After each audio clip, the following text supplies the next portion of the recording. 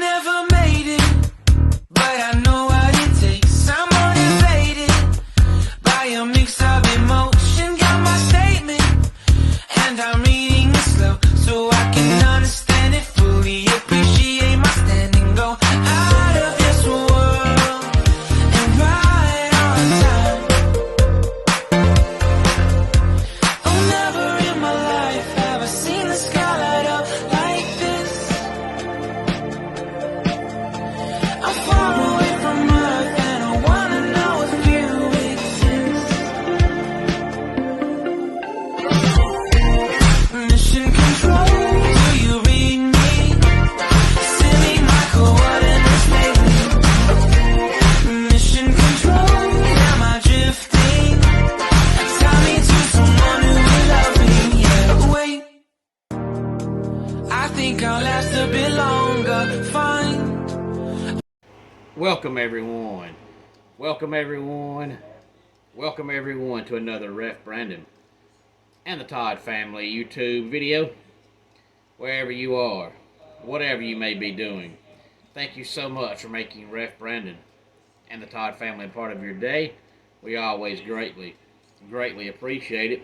Now that it's Sunday, we can officially say that there are no more Saturdays until college football. Yesterday was the last Saturday that there'll be no college football for pretty much the rest of the year. So you might as well now say that the year's over with, because once football starts, the rest of the year flies by. So before you know it, it'll be Halloween, Thanksgiving, Christmas, and a new year.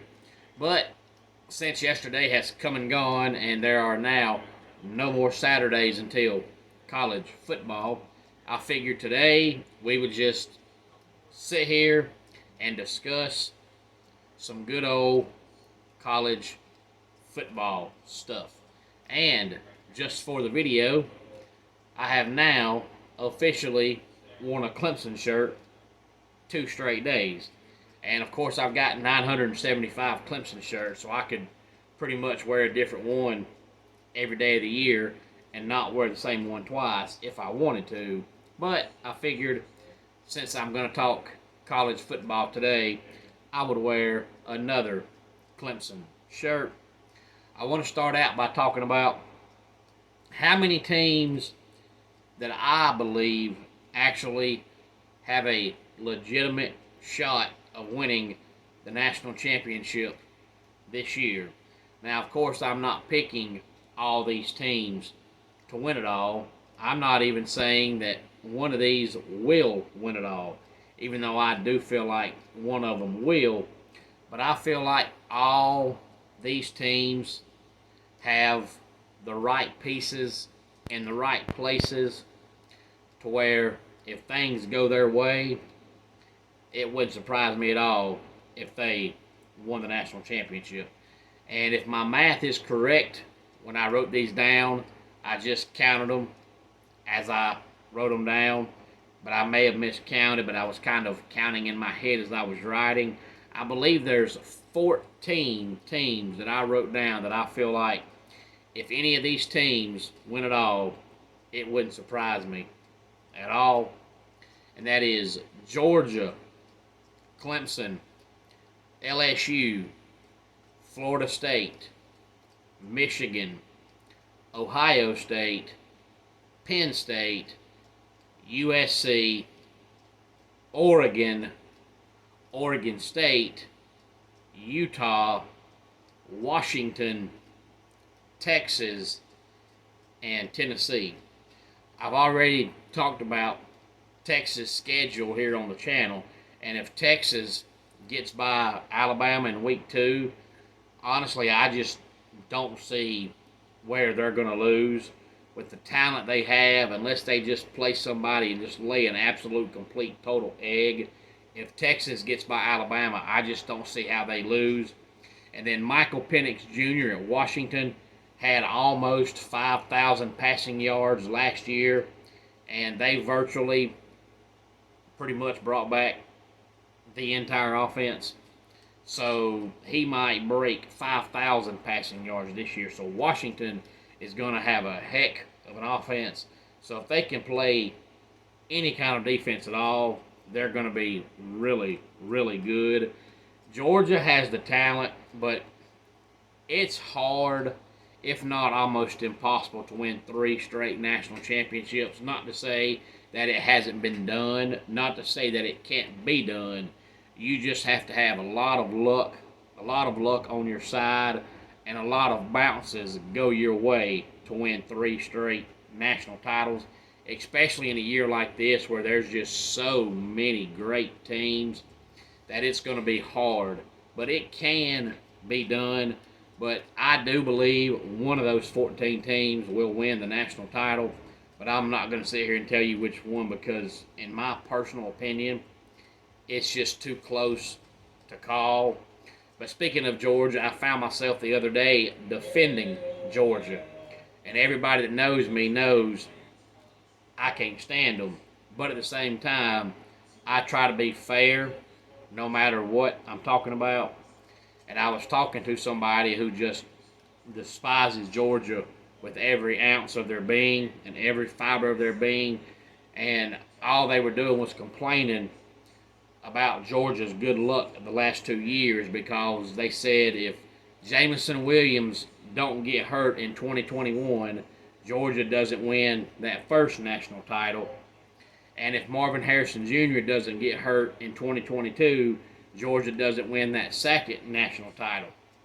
And I told him, well, you might be right, but we'll never know because, first of all, injuries happen. But second of all, you can't go back and replay the game and make the injured player all of a sudden not be injured. So there's no way to know whether you're right or not, but you could be. But that's like the old saying that sometimes it's better to be lucky than good. And if you're a Georgia fan, you'd rather be lucky than good. But the person that I was talking to is always complaining about Georgia fans.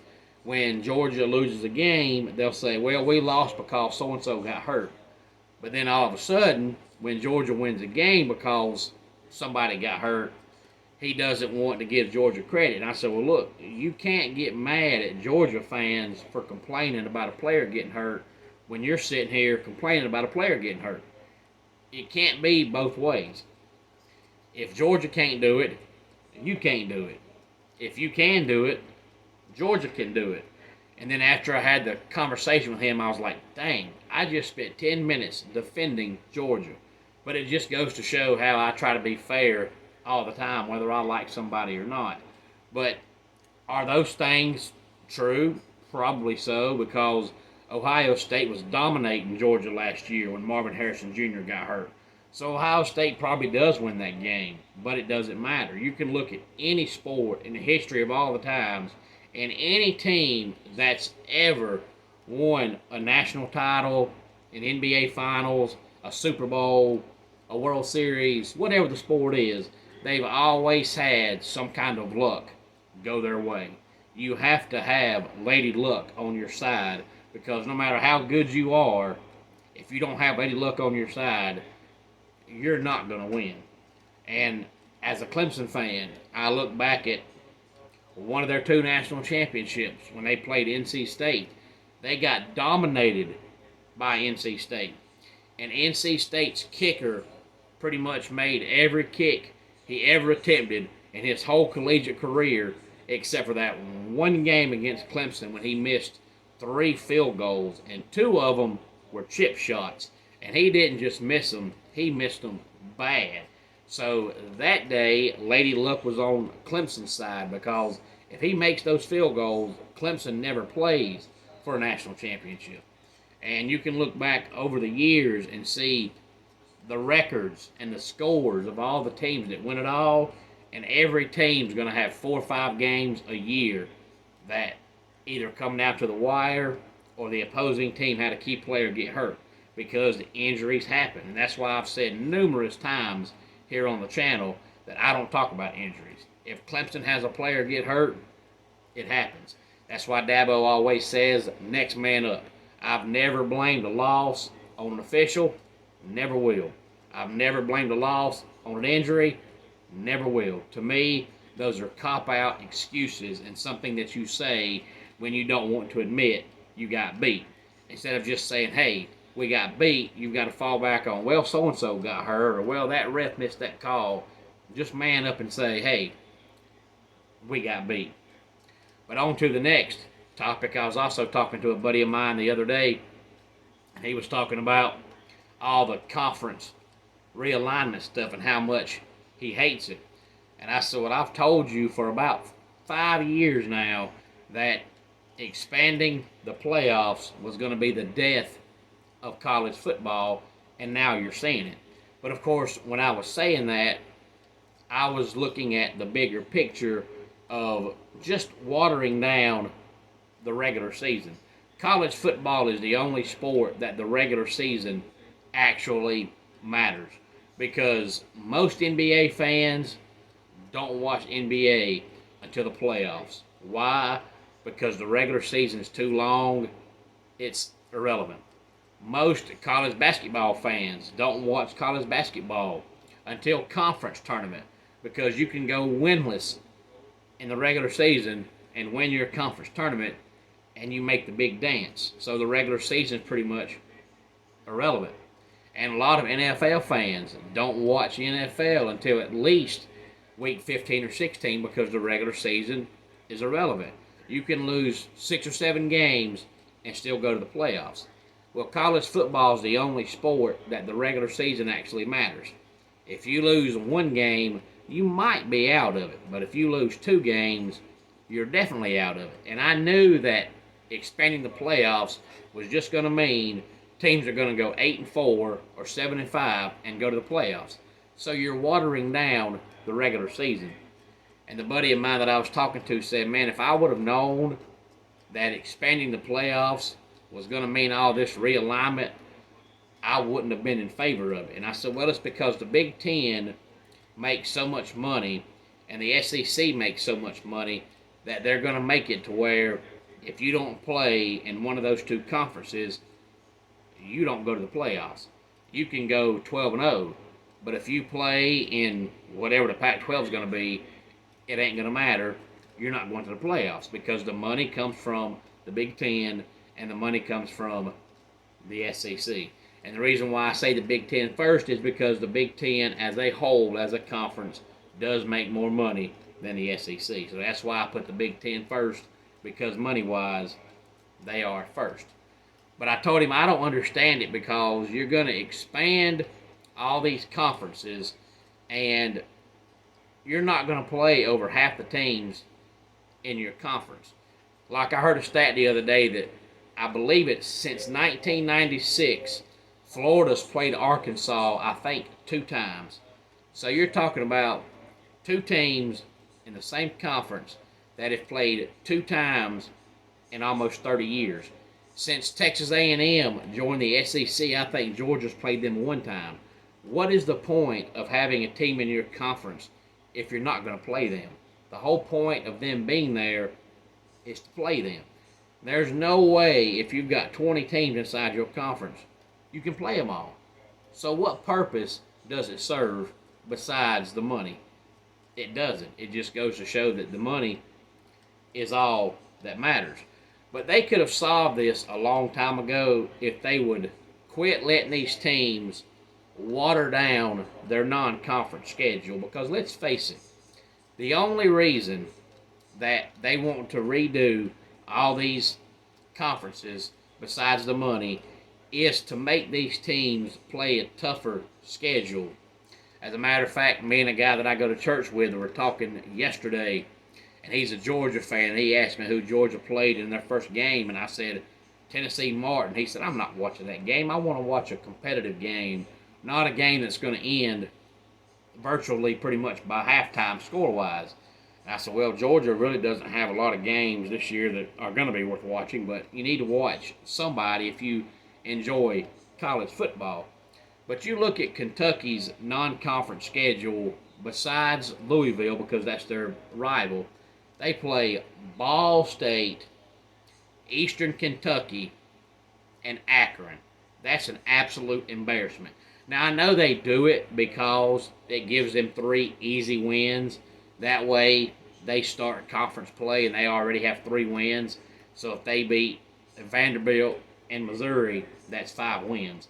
They only have to find 1 win somewhere else to become bowl eligible, because before Mark Stoops came, for Kentucky to have a 6-win season, that was really, really good. So I know they do it to give them 3 easy wins, but that's pitiful.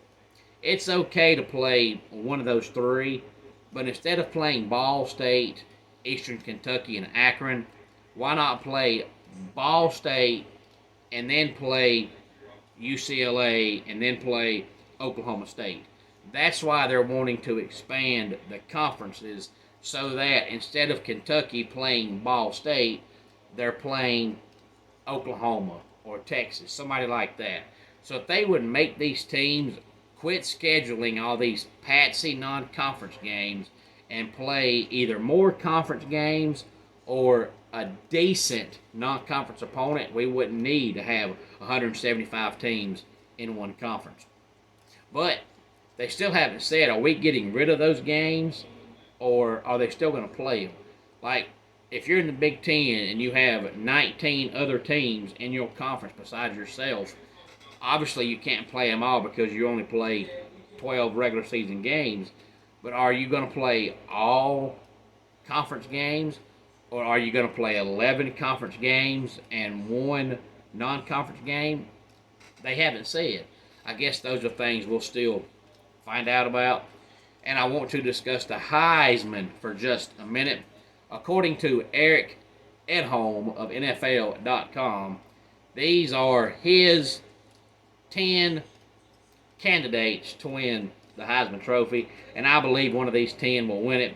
We've got Bo Nix, Joe Milton, Cade Klubnik, Sam Hartman, Drew Allar, Nick Singleton, Shadir Sanders, Brock Bowers, Drake May, and Michael Penix Jr. Now, if Michael Penix Jr. puts up the numbers he put up last year, and Washington does wind up in the top 10, which I think they will, Michael Penix Jr. might win it, and the Huskies might be in the playoffs. But I do think one of those guys will win it. And again, that's according to Eric Edholm of NFL.com, and that list came out a couple of weeks ago. Any thoughts on any of this, please feel free to let me know.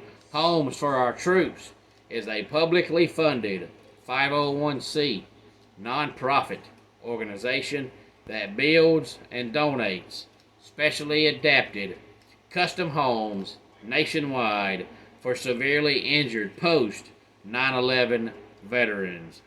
Since the 2004 inception, nearly 90 cents of every dollar spent has gone directly to our program services for veterans. Visit at hfotusa.org. Let's go ahead and get our dad joke of the day in here.